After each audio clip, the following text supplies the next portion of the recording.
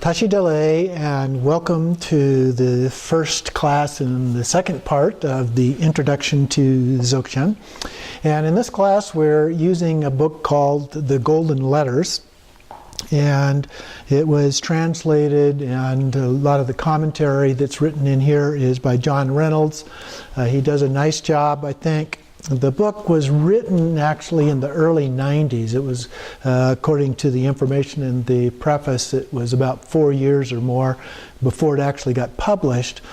So one of the things about this is that there's been some of the comments that he makes in here and responses to some criticisms about Dzogchen and so forth seem to have pretty much died away in the time since then. There may still be some of that out there, but it doesn't seem to be very visible right now. So I just wanted to comment on that as a part of it. The other thing about this particular book, particularly some of the commentary aspects of it and the parts that we'll be looking at today in particular, is that this is done from a Bon tradition point of view. And so some of the terminology is different, some of the names are different.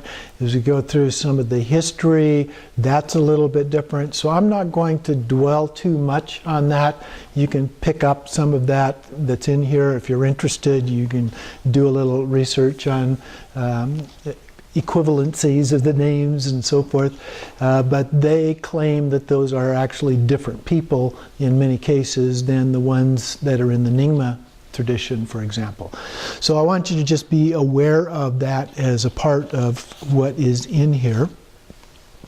I wanted to start with just a couple of comments based on the preface to the book, and on page 9, the first full paragraph there starts off saying, since many of the extant early texts of Dzogchen tradition come from the 10th and 11th centuries of our era, some modern scholars propose that Dzogchen was actually invented at that time by unscrupulous Nyingmapa and Bampo lamas. So I mean, that's kind of what I was just referring to, is the fact that there are these critics.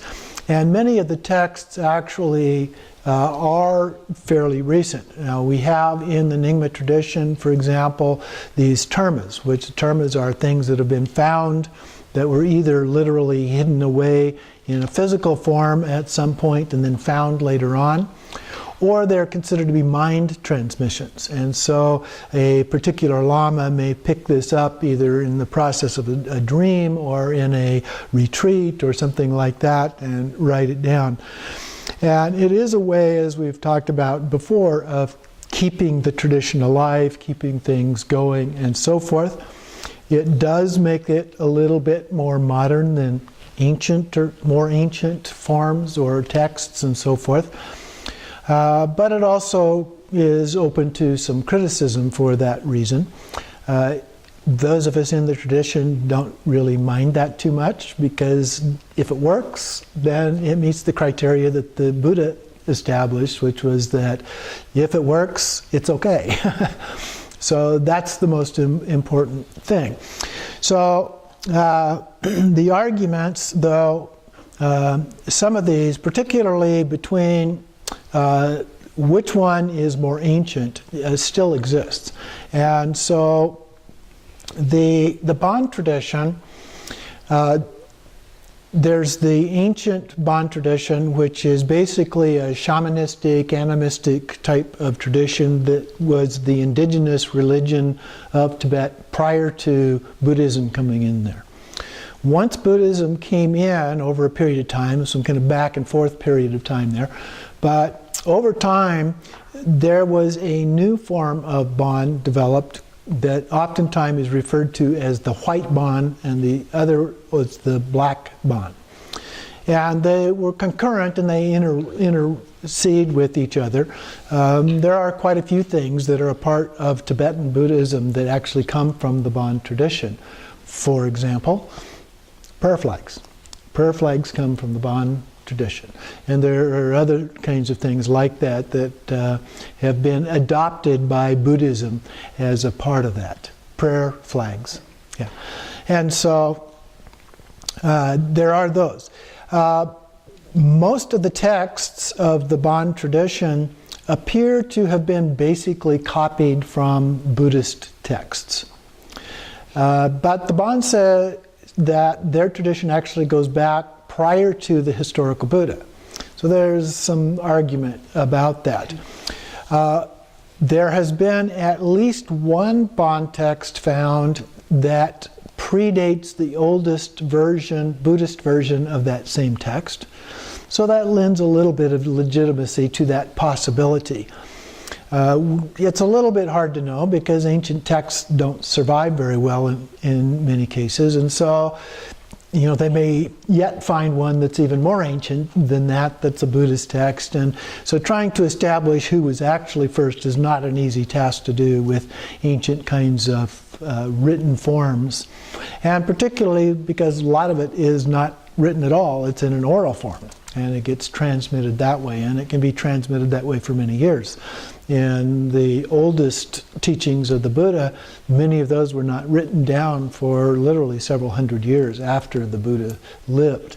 And so we have that kind of thing going on, and many of the things that were written down in India, once they were written down, have not survived, because the oldest of what we call the path of individual liberation, the Theravada tradition, for example, and the Pali Canon, the actual physical texts that we have from that tradition are only a few hundred years old. They are not really ancient texts at all. But because they were written down on like banana leaves and things like that, in an environment that for the most part is tropical, they just don't survive. And so they were written down over and over and over again. And we know that when that happens, changes get made over time, either intentional or accidental, but changes do get made.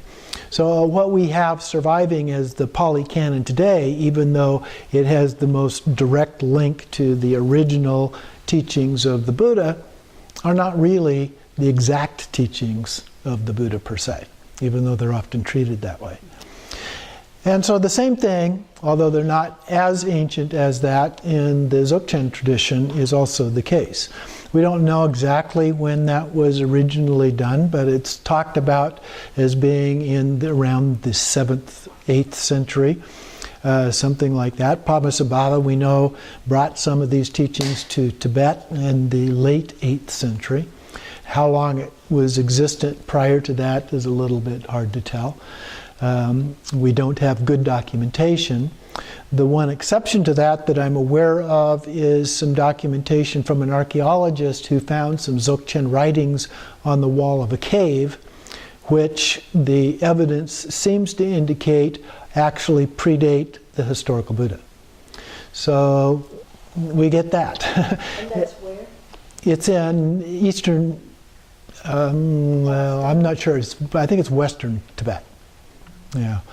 So anyway, there's a lot of evidence that conflicts with each other about these stories, and so we'll see what people find over time and able to kind of clean up some of what we know or don't know about these traditions.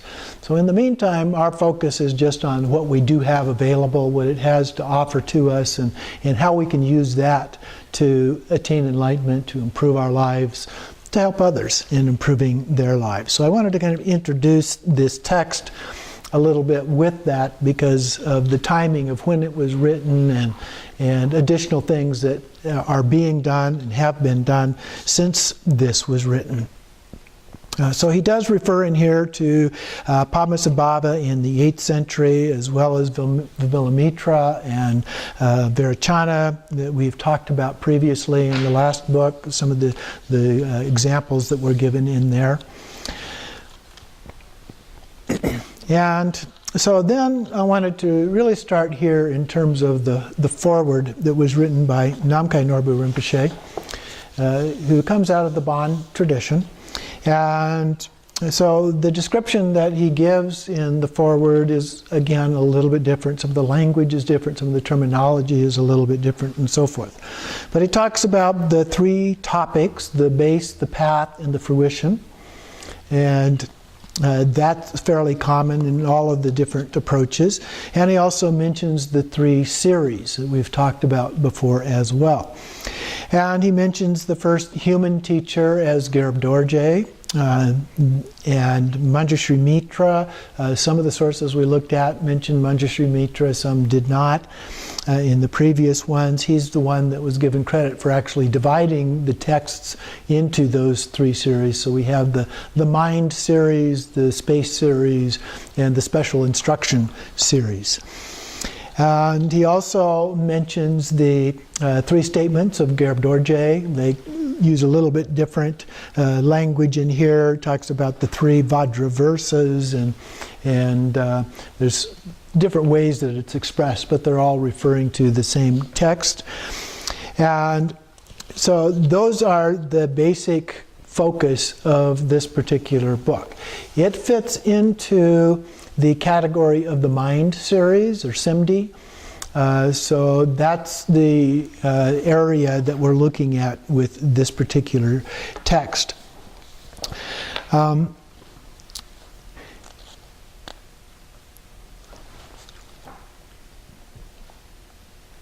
He also in here mentions there is, as a part of the tradition, that there are 6,400,000 different tantras in the Dzogchen tradition. Now these are said to exist not just on planet Earth, but throughout the universe. But the idea is that this is a tradition that is vast, that originated with the primordial Buddha, Samuttibhadra, so it's been spread throughout the universe, not just on this planet, and not just this time. It could also be spread through other universes as well as a part of that, independent of the physical manifestation of this particular universe. So that's a part of the tradition. Now we don't have nearly that many that are as a part of our tradition. As we talked about before, there are 17 root texts in the Dzogchen tradition, and maybe 1 or 2 others that are sometimes added in as a part of that. He also mentions in here another scholarly criticism is that some of the Dzogchen tantras don't include the 10 standard topics that are a part of traditional tantra. And so some of them say, these critics say, well, these aren't really tantras. But generally speaking, in Tibetan Buddhism, they are now accepted as tantras, even though they may not meet the specific criteria. Part of the problem with the criteria are that the criteria were written after some of the texts were written, and so some of the texts didn't necessarily know that they were supposed to have all those elements in them, or the authors of those texts.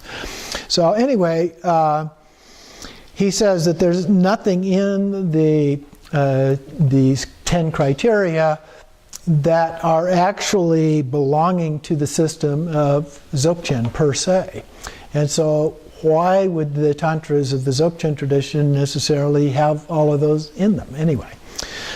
So that's one of the reasons why there would be those differences.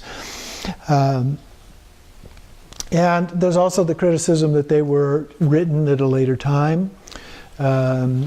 And many of them were. Some of the termas, of course, certainly were written at a later time.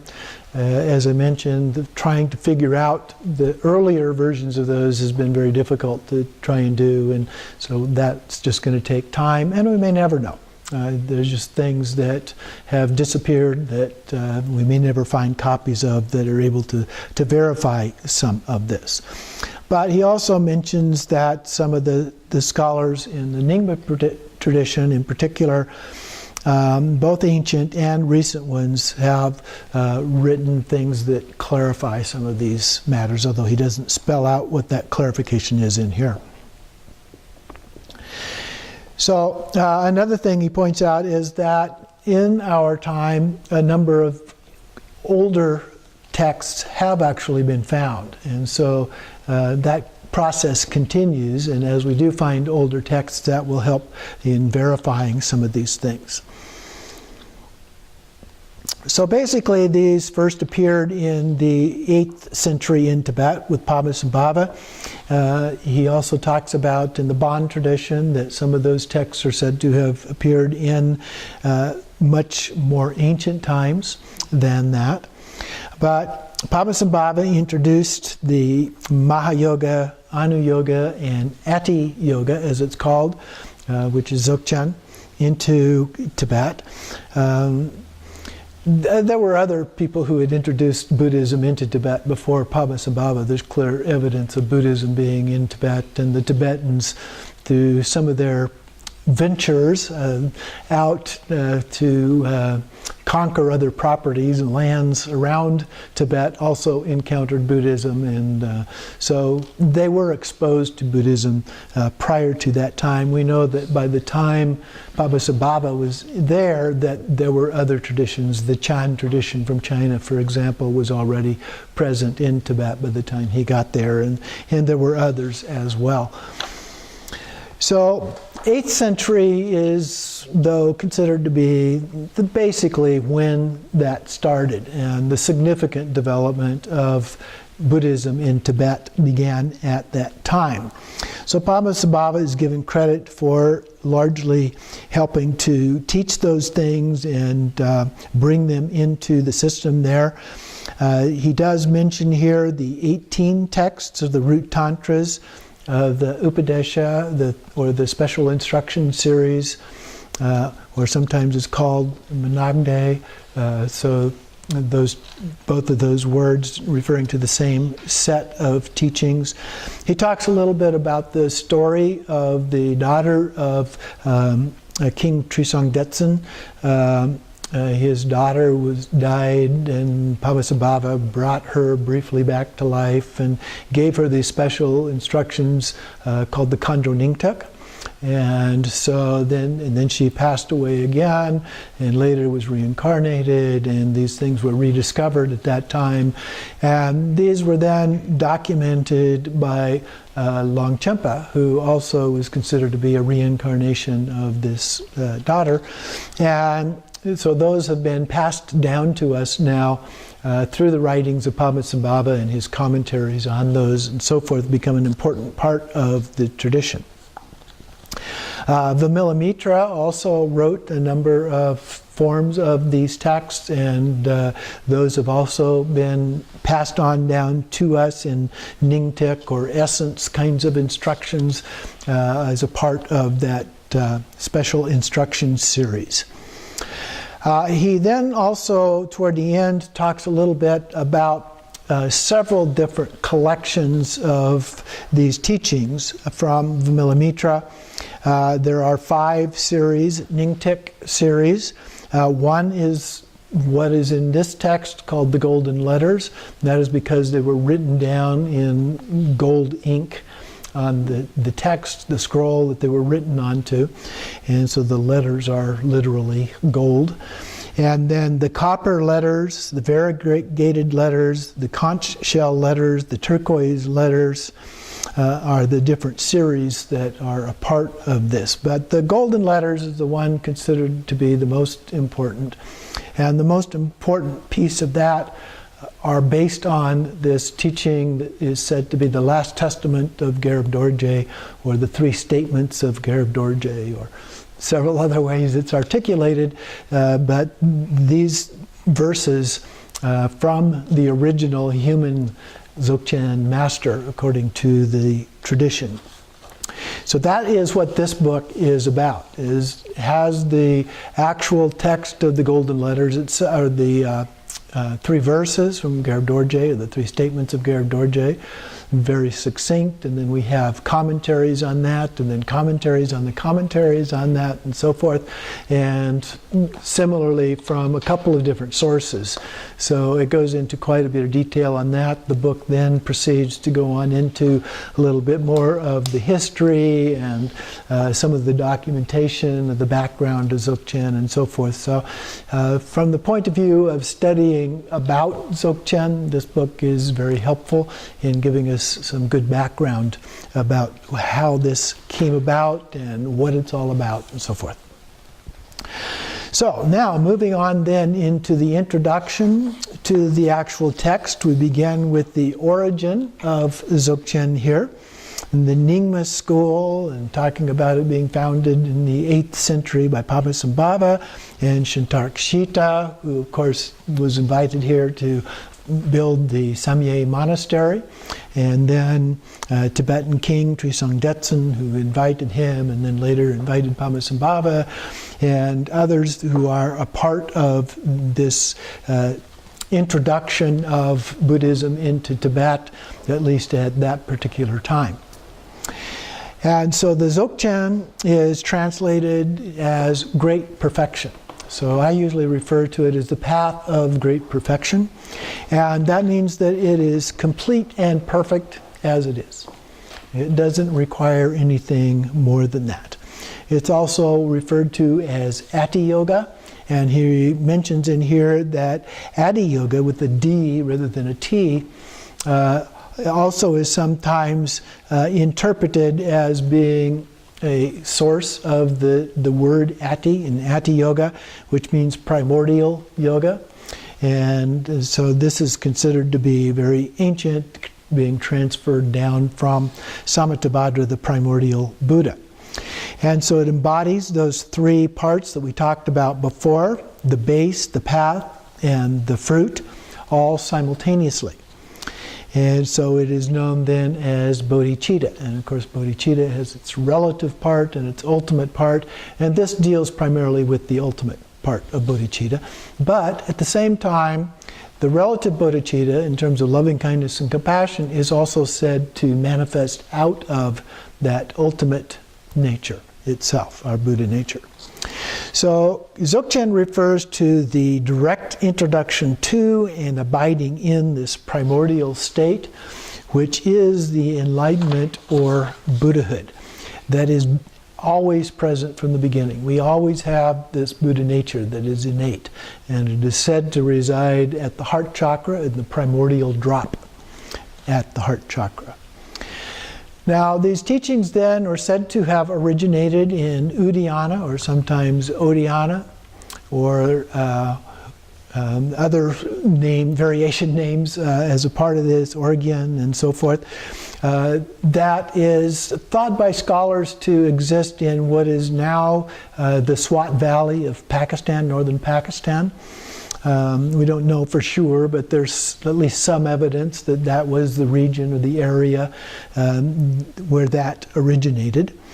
And he talks in here about it coming from the primordial Buddha, Samattabhadra, through Vajrasattva as the Sambhogakaya form of the Buddha. And transmitting that, then that was transmitted to Garab Dorje by Vajrasattva through symbolic means, and he was in the land of Udayana, and then he transmitted this to various dakinis as well as Manjushri Mitra that we mentioned before, and then Manjushri Mitra transmitted it to Sri Simha, and Sri Simha then passed it on to Jnana Sutra and to Vimalamitra and Padmasambhava and Virachana, some of the key figures in the lineage. And these were all done through oral transmissions. Should we find those names by and large also in the Nyingma tradition? Yes, yeah, those names are pretty standard across the board.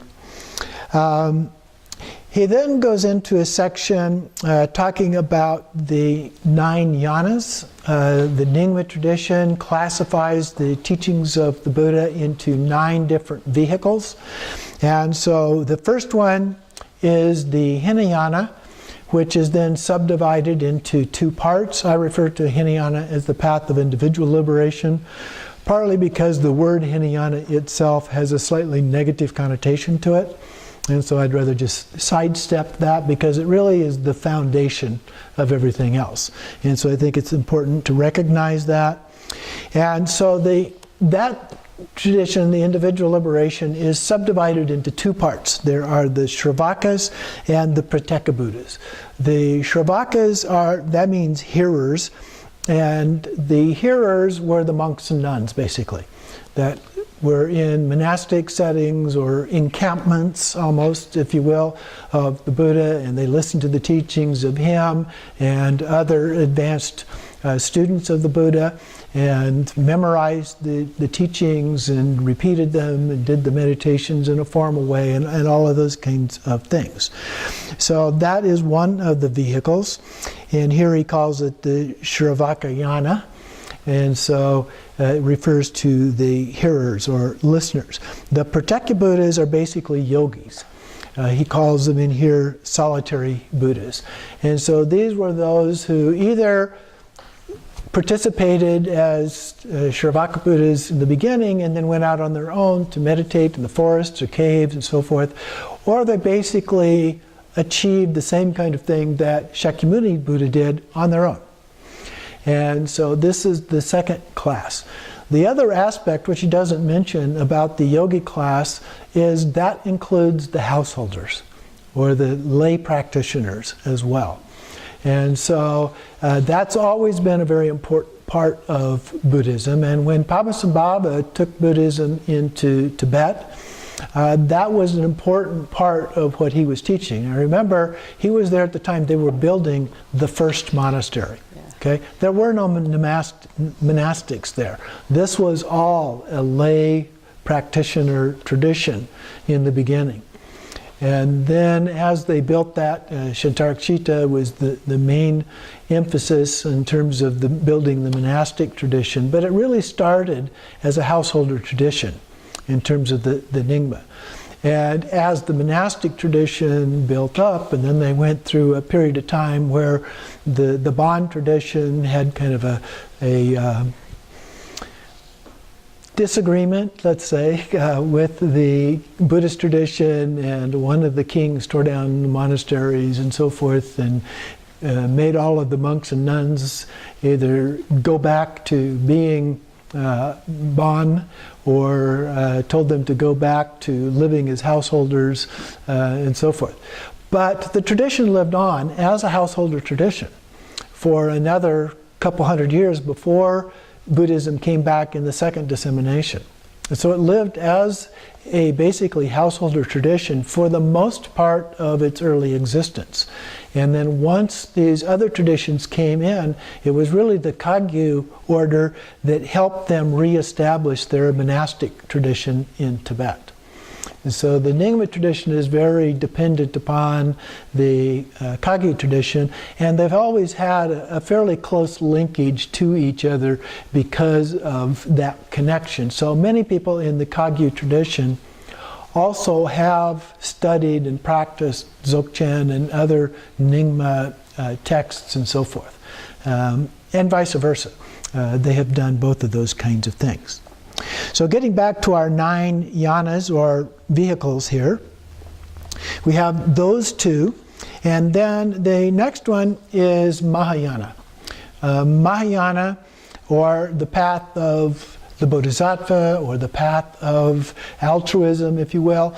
The focus shifts a little bit to trying to achieve enlightenment to benefit all beings, all sentient beings. And so in this one, the Bodhisattvas are very important. He refers to it here as Bodhisattvayana. And the emphasis is on emptiness, the lack of inherent existence. There are a variety of sutras. There is some argument between these traditions and the individual liberation traditions in terms of the Buddhas. They're viewed a little differently. The path of individual liberation looks at the Buddha pretty much as an ordinary human who achieved enlightenment. The path of the Mahayana, the Bodhisattvas, deify, if you will, the Buddha a great deal, and it becomes much more of a what we might call a religious outlook in terms of its approach. And a lot of the local spirits and so forth, and in a few cases some from Hindu tradition become incorporated into that. In some cases, they're given their own names and identities and so forth. But you can tell, yeah, this is the same as that one pretty much. In other cases, they actually have still the same names. They've been joined together. You go to Nepal today and you find that the people don't often know the difference between Hinduism and Buddhism. They're so merged together that they kind of view them as the same. But there are some differences, and one of the key differences is that in Buddhism we don't think of the deities as being real per se. Now a lot of lay practitioners do. They see those, and probably a lot of the people coming into the traditions as monks and nuns have been taught that way. So it takes a while, but when you read or listen to the advanced lamas, they talk about it as being in your mind. These are things that are existent, but existent in a different form, not in a real form the way that people think of gods in other religions as being real. Okay? And so as a part of this, we have this particular Mahayana tradition. We have the Buddha nature teachings are a part of this. The Tathagata Garba is said to exist in all of us, and we already have that. There's nothing that we have to do. It's intrinsic, it's innate, and so there's nothing we have to do to create that or generate that. We just have to discover that it's there, to reveal it, like pulling away the husk of a corn cob or something like that, to get to the fruit that is actually already there. Other texts not mentioned in our book that are key as a part of the Mahayana tradition include the Prajnaparamita texts. Things like the Heart Sutra are a very important part of that. Another set of teachings that go back to Nagarjuna, possibly even prior to him, are the Madhyamaka or middle way teachings. All of those are part of this set of teachings. He mentions in here, in terms of practice, the 6 perfections. The 6 perfections are very important. There are other practices that are a part of this as well. For example, the 4 immeasurables are very important. Practices like exchanging self and other, Tonglen, things like that are important practices in this tradition. The 37 practices of a bodhisattva that Garchen Rinpoche uses a lot are a part of this tradition, and so forth. And then and he mentions what the 6 perfections are: generosity, morality or ethics, patience. He uses vigor, or I use persistence. Another one is effort, or joyful effort is one that I like as a part of that. And then meditation and wisdom. So those are the 6 perfections as a part of that. He also mentions in here that the focus changes a little bit. In the Hinayana, it's talked about as the form body, and Dharmakaya, the ultimate or truth body. In this tradition, the form body, the Rupakaya, gets divided into 2 parts, and so we have Namanakaya, the physical form body, and the Sambhogakaya, which is more of a spirit body, an energy body. It's the form of the deities, if you will, that are transparent. They don't have a physical manifestation of any kind.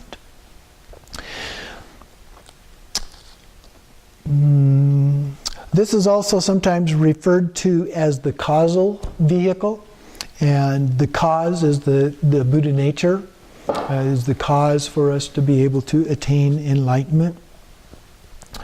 And then he goes on to the Vajrayana. So we have the 3 main categories: Hinayana, Mahayana, Vajrayana. And then the Vajrayana, like the Hinayana, is then subdivided into other categories. First, it's divided into 2 main categories. There are the outer yogas and the inner yogas. And so he talks a little bit about these. The inner yogas are the Kriya, he uses the term Charya here, and then Yoga Tantra. So those are all inner ones, and he goes through each of those here in a minute. And then those are the outer ones. The Mahayoga, Ana Yoga, and Adha Yoga then are the inner three. Okay? And sometimes referred to as highest Yoga Tantra. In general, Vajrayana is said to be easier and quicker than the other systems in order to achieve enlightenment. We often talk about achieving enlightenment in this lifetime, in one lifetime, or worst case scenario can be in the bardo, or maybe the next lifetime. In a few cases it may take 2 or 3 lifetimes. In some texts you'll see references to that. In the other traditions they can talk about it taking eons or many, many years in order to achieve that level. So that's one of the main differences as a part of that. So then he goes through each of these. So in the outer tantras he talks about Kriya Tantra or Kriya Yana, or Kriya Yoga is the way I learned it, which tends to have a focus on external rituals. In the West we don't really get much of that set of teachings in that way. The second category is the Charya Yogas, and this one's kind of a blend between the Kriya and the Yoga Tantra format. And so it's a combination of some of these rituals as well as meditation. It's also known as Upaya Tantra or Upaya Yoga. That's the term that I learned for this one. And involves some visualization of a deity in the meditation practices. But we tend, as a part of this, in the Kriya, where the first one, when you visualize, you tend to visualize yourself as a servant and the deity more as a lord, if you will. Okay? A little bit like a lot of other religions do.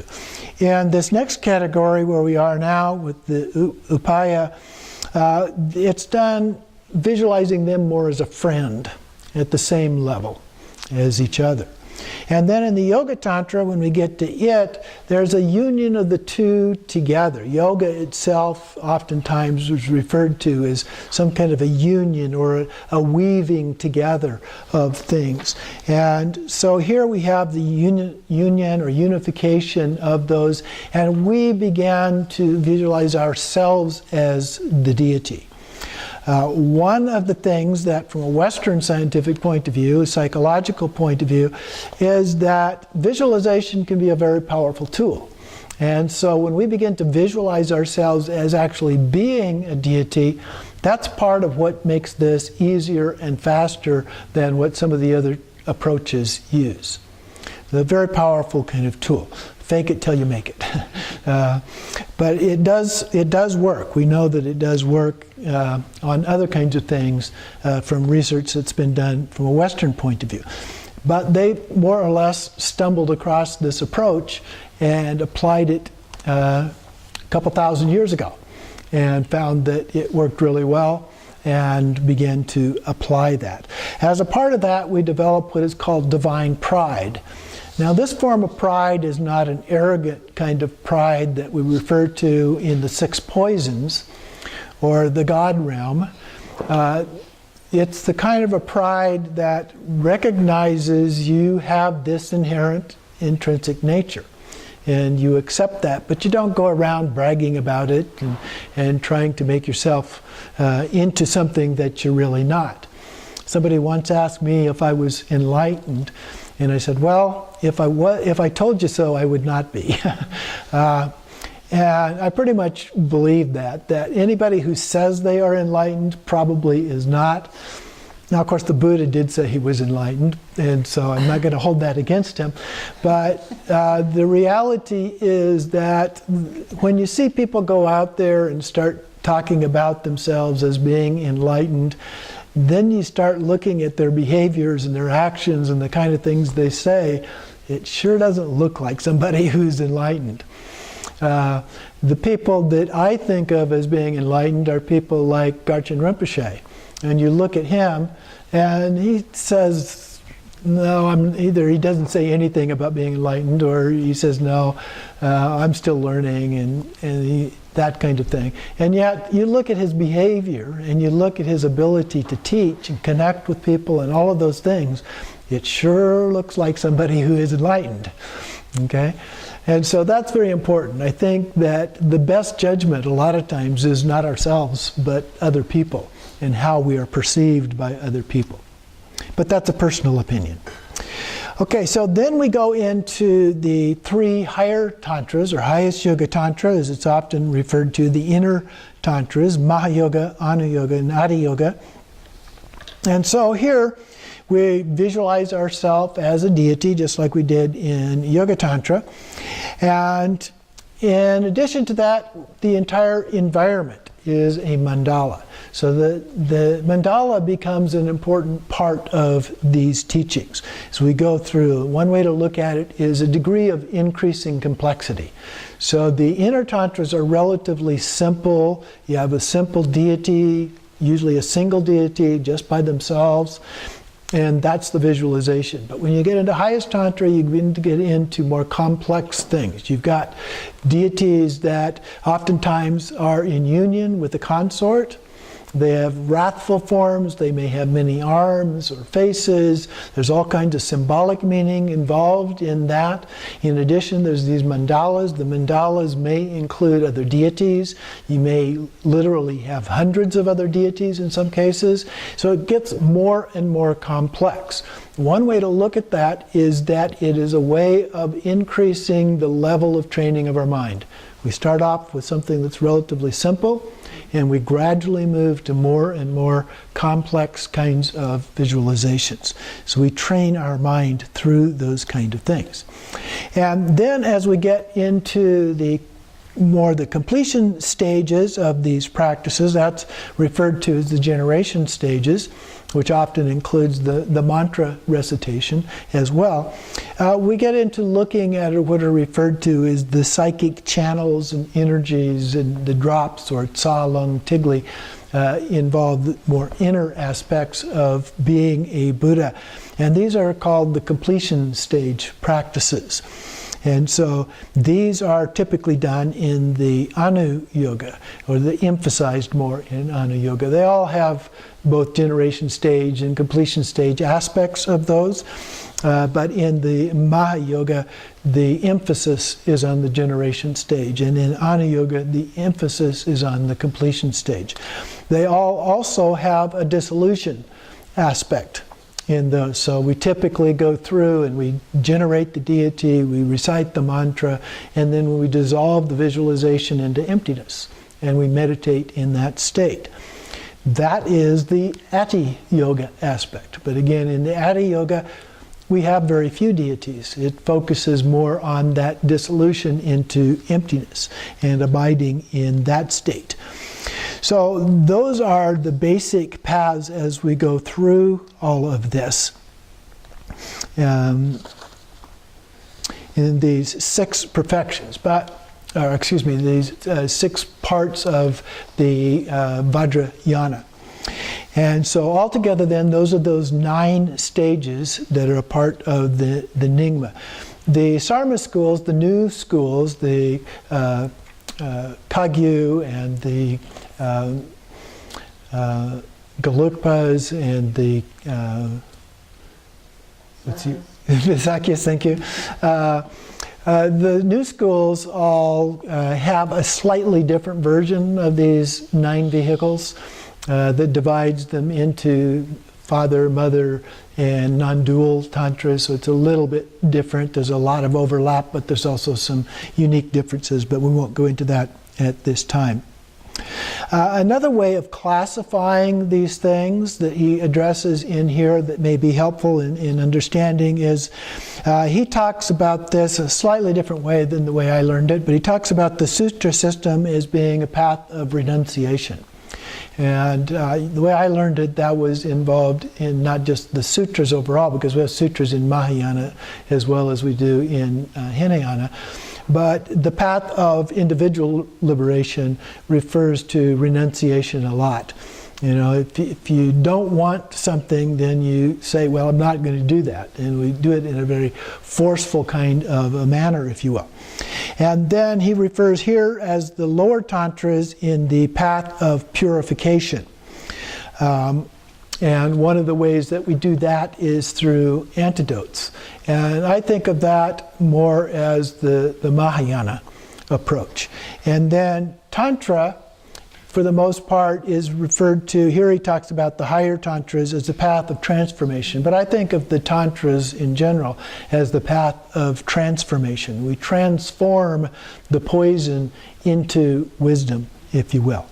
And then Dzogchen, we all agree, is the path of self-liberation.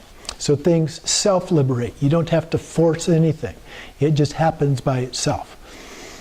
But you do have to know about it, how it works, and so forth as a part of that. The next thing that he talks about in this chapter is the 3 series that we've mentioned before, the Simde or mind series. And this one, he says, is not ordinary mind, ordinary thought processes, but the nature of mind. And then or this refers to the primordial state, and rather it's somewhat of an intellectual approach in terms of how you enter this, and then you get into the contemplation aspect of it and Rigpa, and just rest in that state. But Rigpa then is more emphasized in the next stage, which is the long day or space stage, where there is no object at all, there's no thought about it as mind per se, but you just abide in that state. So it's a more direct, immediate, and spacious stage is the way he describes it. The third series is the Upadesha or the Menagde. That is the secret instruction series or special instruction series. And this has a variety of methods that are used as a part of this. Now, another word difference to be aware of in this book is he uses the word contemplation a lot. And when he's using the word contemplation, he's talking about what we normally would just refer to as meditation. Okay? Sometimes the way I think of the difference between contemplation and meditation is that contemplation is more like vipassana, where it's a more analytical kind of meditation, whereas meditation per se is more of a shamatha kind of meditation, where you just focus on an object without thinking about it in any way. But here it's used in a different way, so it's helpful to recognize those differences. So the inherent enlightened nature is seeing as being primordially pure and spontaneously self-perfected. It's divided into 2 basic teachings in this particular series, Trekcho and Togao. We might add a third that he doesn't mention to here, which is the Korde Rushin, or preliminary practices as well. So we tend to divide it into the 3. So the Korde Rushin coming first, usually?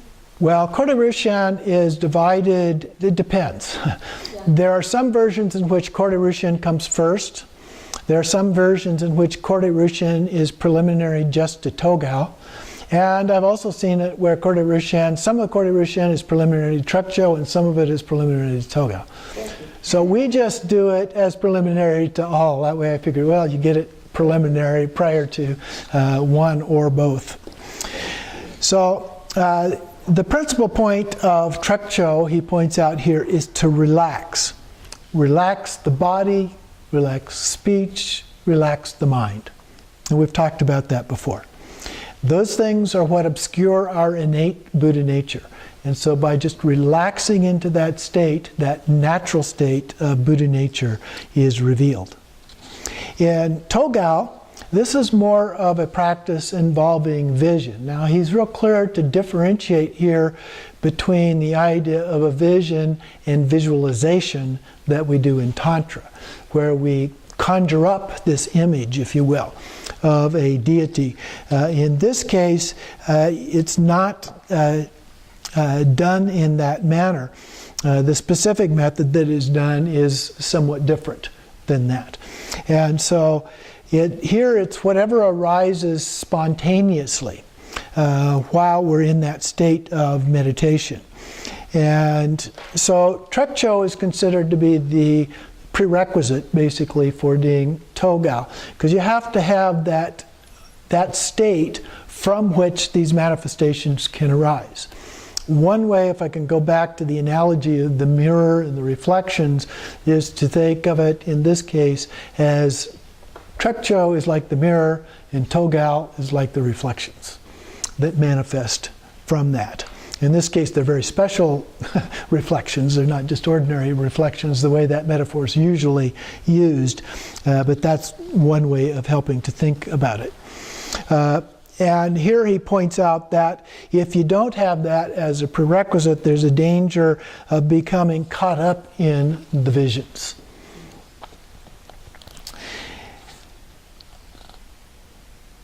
So the principle of Trekcho is primordial purity, and the principle of Togao is spontaneous manifestation.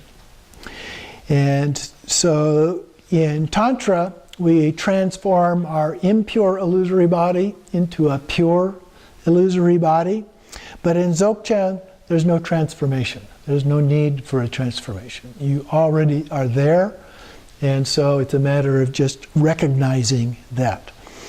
And so phenomena manifest just as they are, and they're perfect just as they are, because they are manifestations of pure mind. And so he talks here about that nature as being like the mirror and phenomena like the reflections. But in the process of that, it doesn't matter whether it's good or bad, beautiful or ugly, pure or impure. It's beyond all of that. It's just a reflection. Okay? So it doesn't really matter in that sense, in understanding that, especially in terms of understanding the nature of mind. The reflections are irrelevant because it's the mirror that's important. And the fruition he talks about in terms of Togao is the rainbow body. That's the goal, is to achieve a rainbow body, which is basically the same as the Sambhogakaya form of a Buddha. Okay? It's transparent, it's like a rainbow. Highly realized people can actually see these, but others are not able to. So this idea of a rainbow body is that the elements are, transformed into this radiant energy and then dissolved into these colored lights, the rainbow. And just like a rainbow we might see. He then goes on finally to address the last testaments of Garab Dorje, the three statements that strike the essential points. And in Dzogchen, the essential point is the state of what he calls again contemplation or meditation. This is Rigpa, pure awareness. And it's our intrinsic awareness. In this text, he refers to the various commentaries on this. There's one by Patrul Rinpoche, The Special Teaching of the Wise and Glorious King. There's another text that has the actual testament that is found in Longchen Rabjam's series, the Dima Ningtek. And the purpose of both of these is to provide us with a direct introduction to Dzogchen. And so that's what we're looking at here.